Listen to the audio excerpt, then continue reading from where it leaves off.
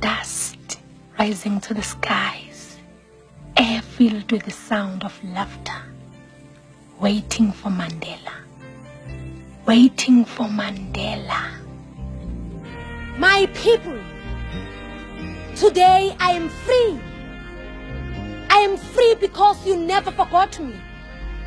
The day is coming when we will all be free. Free from hatred, free from fear, free from killing. You are young. You will live to see the day. And if I don't live to see the day, you better believe it. I'll be there. This is my home, and I'm home to stay.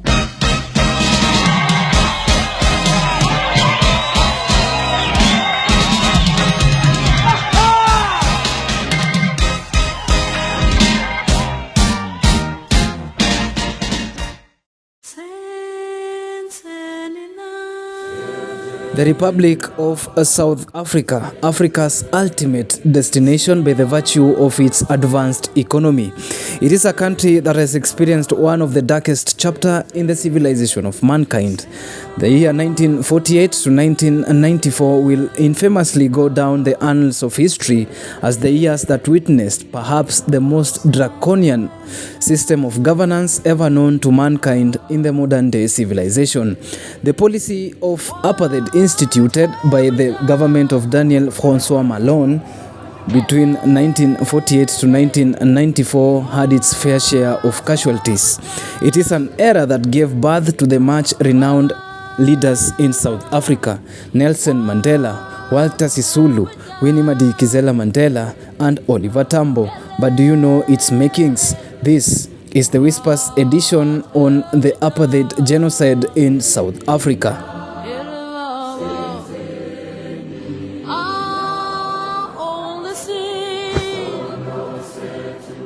I shall never lose hope, and my people shall never lose hope.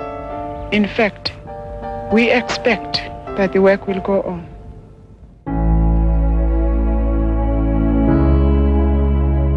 The apartheid system was a system of racial segregation and discrimination in South Africa that lasted from 1948 to 1990. It was a system implemented by the National Party government, which was dominated by the country's white minority population. Under apartheid, the rights and opportunities of non-white South Africans, including the country's black majority, were severely restricted.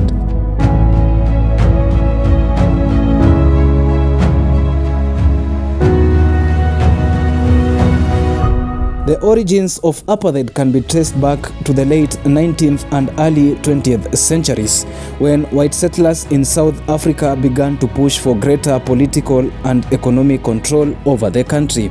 South Africa, suffice to say, was the meeting point of the Dutch and the British traders.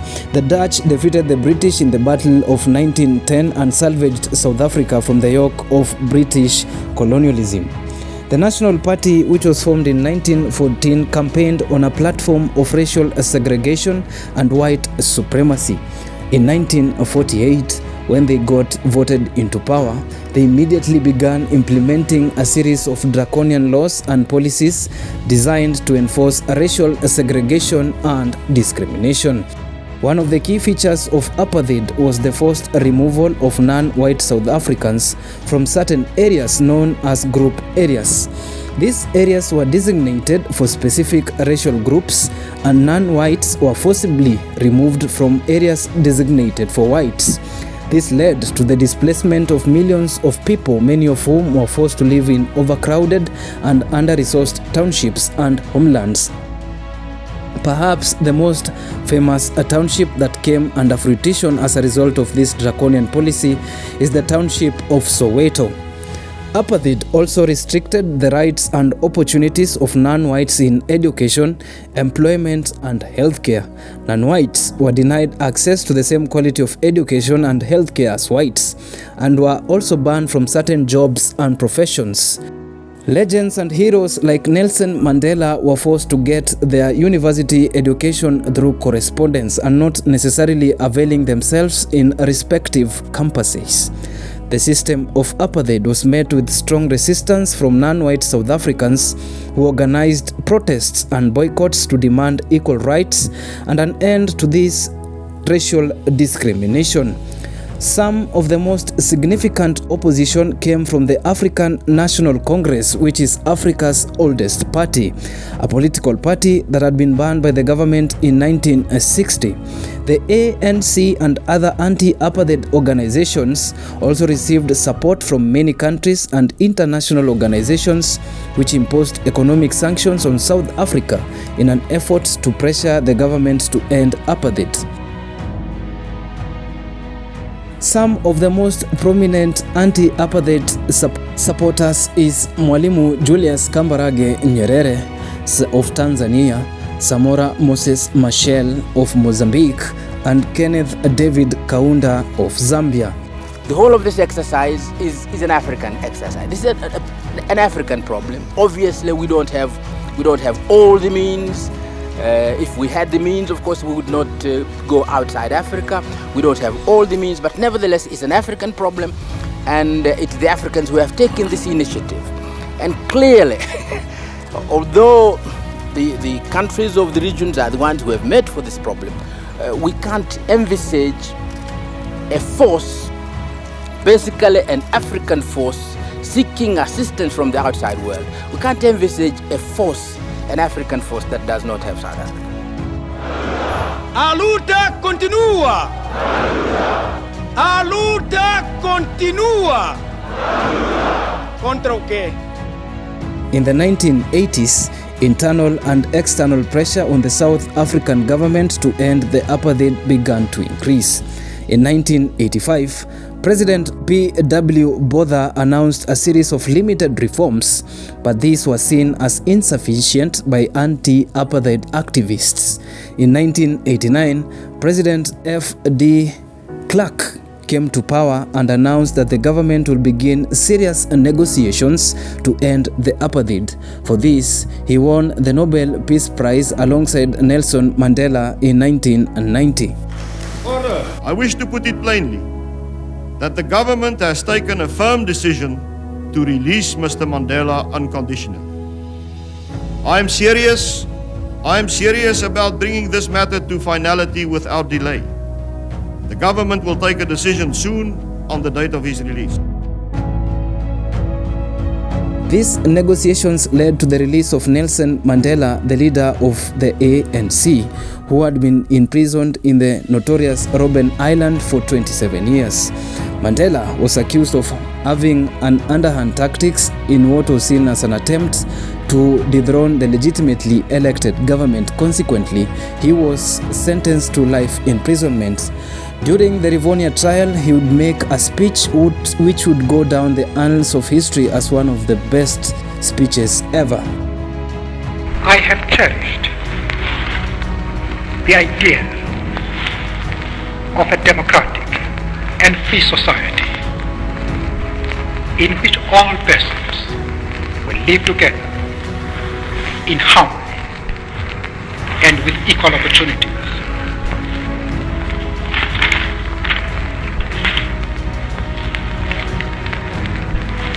It is an idea for which I hope to live for and to see realized. But my Lord, if it needs be, it is an ideal for which I am prepared to die.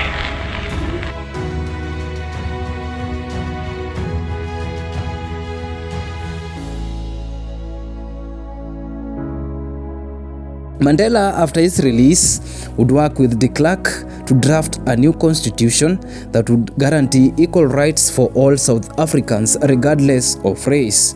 In 1994, the first democratic elections were held in South Africa, with Mandela being elected as the country's first black president.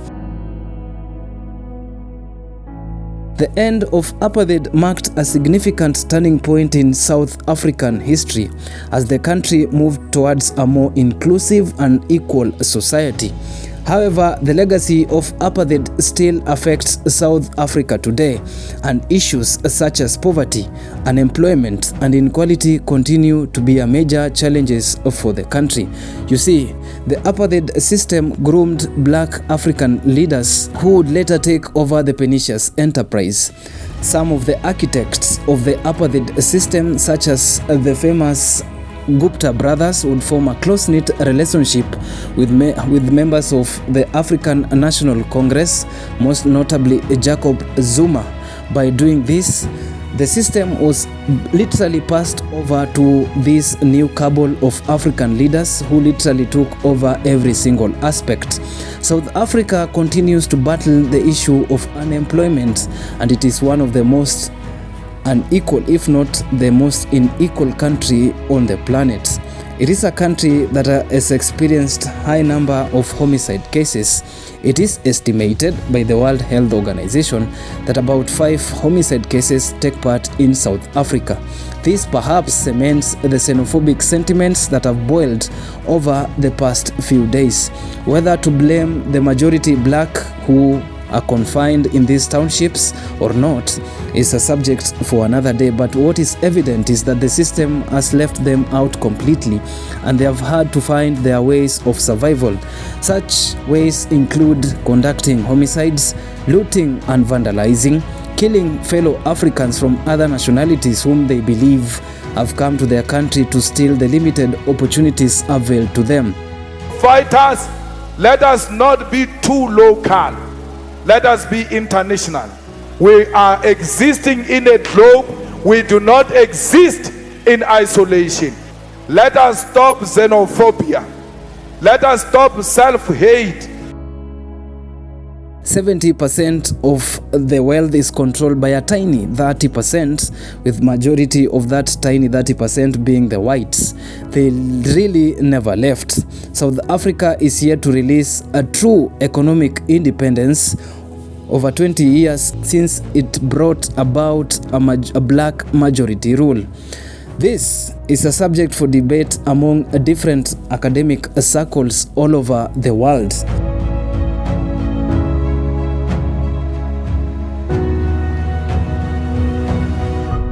Apartheid, the adoption of it actually in the 1960s, saw high rates of massacres, most notably the Sharpeville massacre, which had hundreds of school-going children massacred in broad daylight.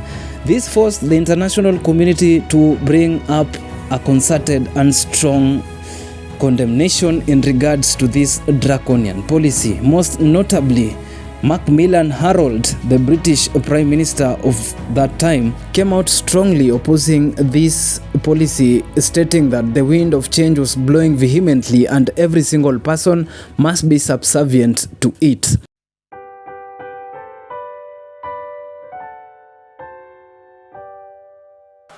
Let us be one thing.